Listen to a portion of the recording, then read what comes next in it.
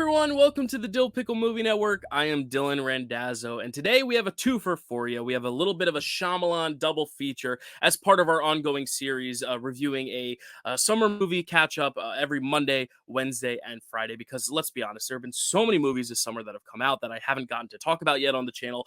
One of them just came out last week, which is Trap, which we will be talking about today, but we're also going to be talking about a horror film that came out earlier this year, which is The Watchers. Now, the connective tissue here, if you didn't know, is that M. Night Shyamalan, director of Trap and a world-renowned director, did Unbreakable, Split, Glass, that whole trilogy, did The Sixth Sense.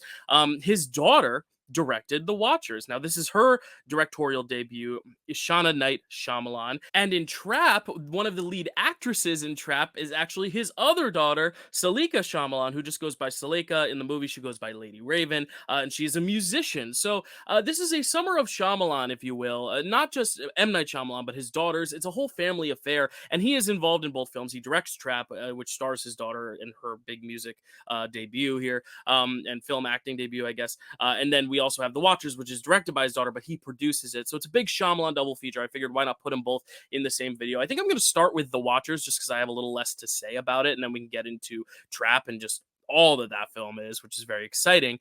Spoiler alert for later, I liked it a lot. But The Watchers, let's start with The Watchers because this is a film a lot of people were getting hyped about because it's the daughter of M. Night Shyamalan. What does a film by the offspring of one of the most innovative filmmakers for his time look like? And now, M. Night Shyamalan is a very divisive filmmaker. Not all his films have worked for me or for others. There are films that I love that other people hate, like Old, like Glass. There's films that I hate that other people love, like Split, like Knock at the Cabin. So there you go. I mean, he is such a widespread director where so many of his works land, so many don't, but he's always taking big risks no matter what. Even in Last Airbender, a film I really, really, really don't like, he's taking big swings. He's trying to at least bring something new to this source material. In fact, I think he goes a little too far in overcorrecting that.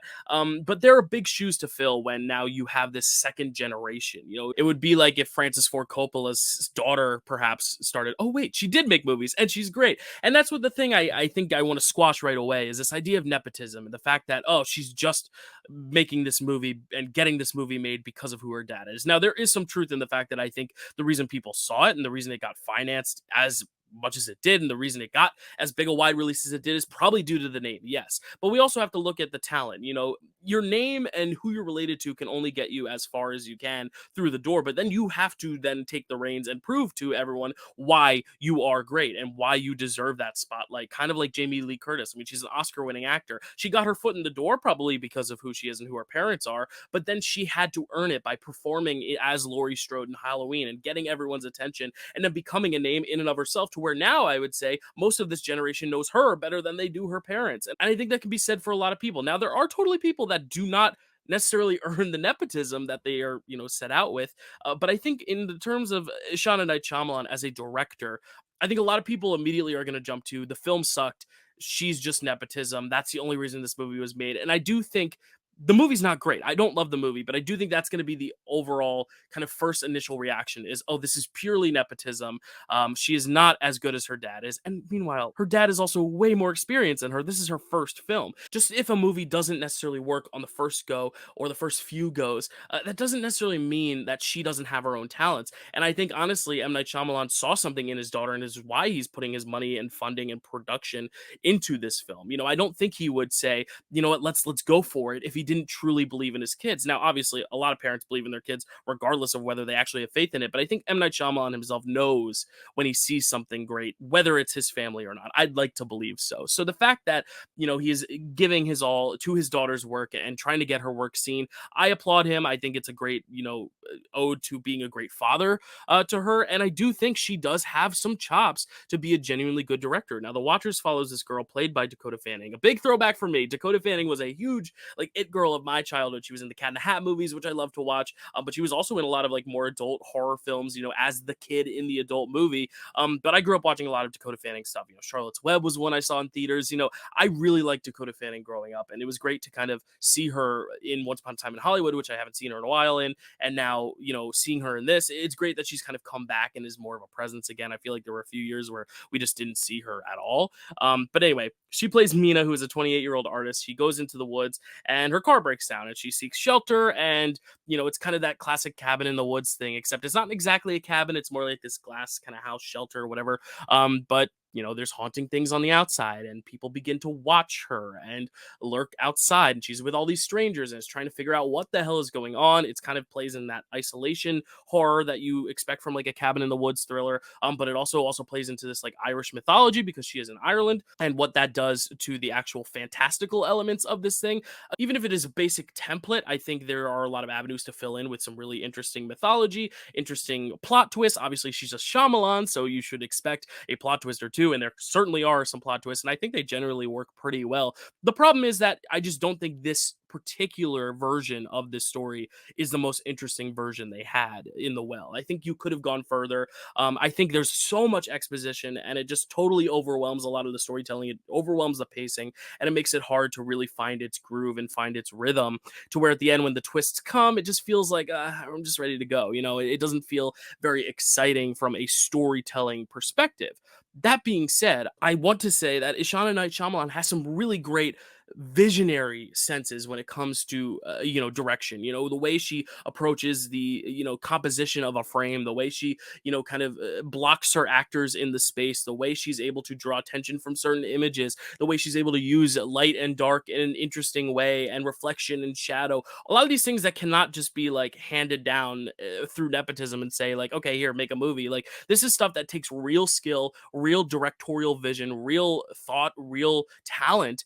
And this is where I do think that nepotism claim is kind of unwarranted, because she clearly shows that the direction is there. She has an eye for it. It's just the story itself, the script, maybe some of the choices in terms of pacing and editing wasn't quite there, but that's not all her. That's the team she surrounds herself with, which again, could be improved with another movie or two. It's not, always going to be a Shyamalan situation where you have the Sixth Sense, you blow up, you become a big success. Sometimes it takes time to really find that ground. And actually the opposite is true with M. Night Shyamalan, where he kind of started strong and is now kind of fizzled out to where now his projects are so hit or miss, have so many fans, have so many deniers.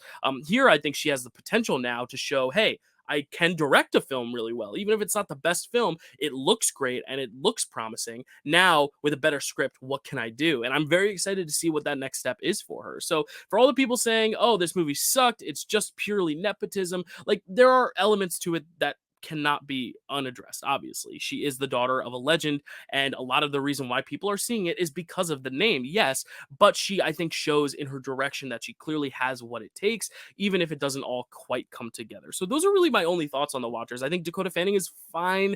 It's a little bit of like that sleepy performance, but it might just be the kind of tone and atmosphere where it is a little bit more of that like late night kind of moody atmosphere. And I don't know if her subdued performance with the subdued atmosphere necessarily works together. I almost would have liked maybe a more energized performance in contrast to the atmosphere around her, or maybe a more bright, kind of flashier atmosphere for her more subdued performance. I think when you have two subdued things next to each other, so it's not necessarily my favorite performance of hers, also because I am so used to like the young, lively Dakota Fanning of my childhood, who is just this burst of energy in everything she did. So maybe it's just the fact that she needs to also find her groove as an actress now that she is kind of an adult. She is an adult, not kind of, she is an adult, and how that differs from her acting as a child and what projects she picks to utilize those skills as an actress with age. So I think, again, this is all promising, even though I found it a little bit boring. I didn't necessarily find the story that engaging. I think there's enough there to show promise, and I think that's the biggest thing I'm taking away from this film. Now we transition to M. Night Shyamalan, her dad's film, which is Trap, which again is a vehicle for Seleka, his daughter, to get her music career, to get that rolling. And, it's not just for that. It's obviously still a really insightful, interesting story. And he obviously put a lot of thought into the story of it all. But it is very clear he is also trying to market his other daughter in her avenue, which is music. I mean, there are so many elongated musical sequences in Trap, which I think are, a little elongated to the point of, okay, maybe this is feeling a little bit like a concert documentary, instead of just like getting onto the next scene. It feels like we're taking a little bit too much time to halt the action here. But Again, another kind of film that is going to be brushed off as like another nepotism project to get her the spotlight. But here's the thing: his daughter is a very good singer. Her style of music is going to appeal to a lot of people, even if it's not necessarily my style of music. And she also gets to act in the film and is actually pretty good. So I think that is also another cool claim we can kind of squash in terms of the nepotism aspect. Yes, there is nepotism going on, but I think it's utilized well, and there is justification for it in the fact that his other daughter is a good director. She clearly has the eye for it. And his other daughter here is a very good musician and has a good stage presence and charisma as well. But what is Trap? Trap is the film about the serial killer who goes to the concert. Someone tips the police off, and the police then swarm the theater, the concert venue. And it's all about this guy having to figure out how the hell he's going to get out of it. Now, that is what I thought the premise was. That is what is advertised. That is what is marketed out there. But what I didn't realize is there's a whole like third act once the concert's over that I totally didn't expect this film to go to. And I think a lot of people are like saying, like, I don't know if I like the pivot it takes and in going this extra mile after the concert, because everything is very confined to the space. It's a lot of this guy played by Josh Hartnett, who is amazing in this, but like kind of like looking at his surroundings, trying to figure out how am I going to get out of here, trying to work with his surroundings and his minimal resources to try to figure out how the hell he's going to get by without becoming detected, or if he is detected, how to subvert everyone else's attention. It's a lot of him just like kind of looking around and gazing and studying the space, which I love. Any filmmaker who's willing to like really explore the production design and explore the space in this way, it's something you see a lot of in Hitchcock. And I think Hitchcock is a very apt comparison for something like Trap, because Hitchcock normally likes to take a story and then halfway through kind of pivot to something else. I mean, it's like the Psycho thing of, oh, this is not the protagonist we're following. This is actually the story we're telling. And I think a lot of people who don't necessarily see a lot of Hitchcock are a little bit thrown off by the pivots this makes in terms of like, now we're going to totally change the scene. We're now in this location. This is the story we're telling. We're not in the concert anymore. That was old news. And I think that can make it feel a little bit alienating for some. But I think, I was definitely excited to see those like different plot turns and the way he uses the space. It felt very Hitchcockian. Now, here's the thing with M. Night Shyamalan. His dialogue is a very specific thing. And whether you love it or hate it, you cannot deny that it is wholly unique to his style. And I think a lot of people do hate it because it's not the way humans really talk. But I think in the case of Trap, this is about a serial killer. This is a guy who doesn't know how to communicate with the world in a real, authentic way, because everything he does has a sinister layer to him. He's an evil person. But now that he's at this concert with his daughter, and now he knows that people are on his tail and he has to hide it, how does that affect and inform his communication skills? And I think M. Night Shyamalan really found the best possible vehicle to make a character who doesn't necessarily know how to communicate well to use his very unaccessible, untraditional style of dialogue through that character. And I think that's a genius choice. I love how he builds a character around his own style rather than changing his style to fit a different character, which is why I think this one works particularly well compared to a lot of his other films where the dialogue feels a little stilted, a little awkward at times. But I really like that about M. Night Shyamalan. It makes it feel otherworldly in a way to where it is 100% the whole way through a movie, and I'm never once convinced like this is real life, this is really what's happening, because this movie takes so many weird liberties. The actual involvement of the police in it is just very unrealistic. Like the fact that he would get by all these little tricks and avenues, like really it probably would have caught him at point A, B, C, D. They wouldn't let it get to point Z. But I also think there's something to be said about the fact that the hero at the end of the day is not the police, but a star, a musician using her platform for good. And also, the love of a mother, for example. Like I love how those are kind of the things that are shown as the true acts of heroism in this thing, and not necessarily what the conventional, genre tropes would make it out to be in terms of who's going to come save the day. It's a very unconventional way of telling that story. So I didn't mind that necessarily break of realism. And again, there are certain things that this guy does that it's like they would never let him do that, or he would never be able to get by that, or he would never do this, never do that. But that's also saying that this film should be based in reality. And I think from the very get-go, because of who M. Night Shyamalan is as a filmmaker and the style he brings to every film, I don't think we could ever go into an M. Night Shyamalan movie expecting realism. And that's what I love about it, is that it is the most conventionally realistic set film he's done, but it still has that style that makes it feel a little bit more alien, to where we are able to fully just sit back, relax, and enjoy the ride. And I think there's something to be said about that kind of entertainment too. Now, sometimes I want it to feel as raw and real to true life as possible, to really engross myself and find those parallels with the world and think about that world in that way. But I think there's also something to be said about something that is a little sillier, a little funnier. I mean, this movie is hilarious. Several times where I looked over at my mom and I was chuckling. I was like, oh my God, because it was funny what was happening. It's genuinely funny film. And it's not the funny type of film where it's like quips and gags and little jokes here and there, the dialogue. It's more so just the circumstance of it and the comedy that comes about that, and just watching this guy maneuver, because again, he is a serial killer, and they introduce that so early on that where you can't really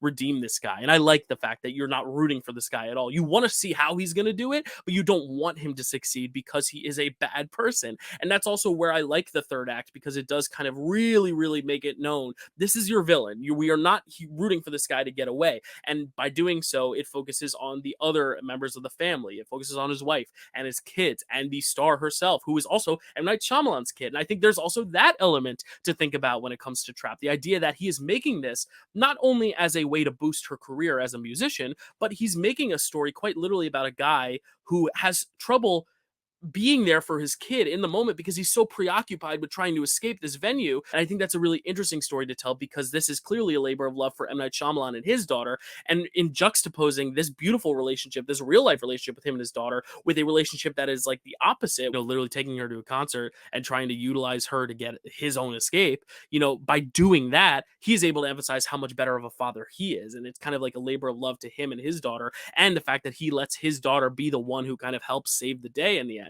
I just really like it. I think it's a really great way to prop up his daughter's career while also telling an engaging story, but also about a daughter and her father and what that has to mean in juxtaposition with his own relationship. He is also in the film, which is a lot of fun. This is probably my favorite M. Night Shyamalan cameo I've seen. And you get a really great Josh Hartnett performance in the middle of it as well. He is really utilizing this M. Night dialogue to fit that character so well. And some of the choices he makes are very unconventional, but they make the character as unique and as special and as interesting as it is. And that's the thing with M. Night Shyamalan. Even if his films are hit or miss, they're always interesting. They always bring up some interesting talking points. And that's why I love talking about this film with so many people, because so many of us, me and my friend Elizabeth, for example, shout out Elizabeth Valenti, go check out her channel. But me and Elizabeth were just talking about all the crazy plot conveniences of like, how did they let this happen? How they should have not let him touch the bike. If you know what that means, you know what that means. It's like you're praising it for being so entertaining, but you're also acknowledging that a lot of it doesn't make sense. But does it need to make sense to be entertaining and to thrill us and to keep us on the edge of our seat? Like, I don't think anyone could watch this film and necessarily be bored unless you're talking about the music sequences, which sometimes go on too long. But even then, it's that Hitchcock thing of like, even when the music's playing, you see this guy and you see the wheels turning in his head of how he's going to try to figure out how to escape. And I think that is particularly what makes those music sequences interesting too, because it is the only time he has to think. It shows that like time is ticking as each song goes on and it gets closer to the end of the concert, because once the concert ends, he's got to make his move. And I just love the way the tension and suspense is drawn out of this thing. There are moments that don't make sense, but I didn't necessarily mind it. I think I really like the subversion of expectation and reality, and how he's just telling his own unique style of storytelling. I wouldn't have liked it if it was more realistic, because it probably would have ended a lot sooner. And I think that's refreshing for M. Night Shyamalan too, where everyone's always watching the films trying to figure out what's going to be the next big twist. What's the kick here? What's the catch here? And in here, there's really not much of a catch. There's a little bit of a catch at the end, but it is one of those things where you can just enjoy start to finish without that need for setting that expectation of, oh, I need something drastically to change to make me rethink this whole experience. Instead, you could just kind of watch it as like this beginning, middle, and end of this guy's, success and then soon downfall, and what that means. It has one of those endings that you might roll your eyes at, but again, it just kind of adds to the silliness of it all, in the fact that all these things are going in a very convenient way to get to a certain point. But I really like it. It is one of my favorite films of the summer in terms of just like genuine enjoyment. And I really do hope people check it out. I do see the criticisms of why people are not necessarily clicking with it. But for me and what I look for in an M. Night Shyamalan movie, this is what I wanted. This is what I wanted. There's tension, there's suspense, there's great performances. There's a great use of that kind of like hammy, weird, alien-like dialogue that M. Night Shyamalan has been criticized for. He finds the perfect vessel to utilize that. It's a great use of space in the way he uses that Hitchcockian exploration of production design. And it's a great ode for him to his daughter and elevating her career while also telling a meaningful story in the process and giving her that real great hero moment that he wanted from his daughter when in a film about a a guy struggling to connect to his daughter. So I really love this film. I hope people go see it. I hope people watch The Watchers. It's not necessarily a good film in comparison. I think Trap is much better, but I think The Watchers has a lot of interesting things going on, even if it's not a slam dunk. And I do think there's promise for all the Shyamalans. M. Night is going to continue his success, I hope, but also his daughters and what that means for their career. I think Lady Raven, that career, I think it could take off. I think it could have a good success because she clearly has the show persona. But yeah, his daughters are very talented. He is very talented. And I don't think this is just a case of like nepotism for the sake of nepotism. I think there are instances of that, but I think he's really shown why they are so special and talented in their unique ways. And that's his way of showing off. He's at that stage of his career now where he doesn't necessarily have to do everything for him. And it's a very selfless style of filmmaking. It's why there's not one huge big twist in this film, because that's not what it's about to him anymore. It's not about trying to like one up the audience. It's more about, showing real care in the details of a story rather than trying to build to one just total big plot pivot, which I really appreciated. So if you have checked out Trap or The Watchers, let me know in the comments below what you thought of them, and let me know if you lean more positively or negatively on M. Night Shyamalan in general. I think he's one of the more interesting filmmakers to talk about. And let me know what you'd like to see him do next. Otherwise, stay tuned. We're giving you reviews every Monday, Wednesday, and Friday. Next week, I haven't really decided what I'm going to do, but we did wrap up kind of our horror week. There is one other horror film, though, that I know people want to hear from me, so I am going to be talking about A Quiet Place Day 1 on Monday. That is going to be Monday's release because that is another big horror film that came out this summer that people are very much hit or miss on as well. So please check that out, and thank you for watching. Please like, subscribe, do all that stuff, and we'll see you next time. Bye.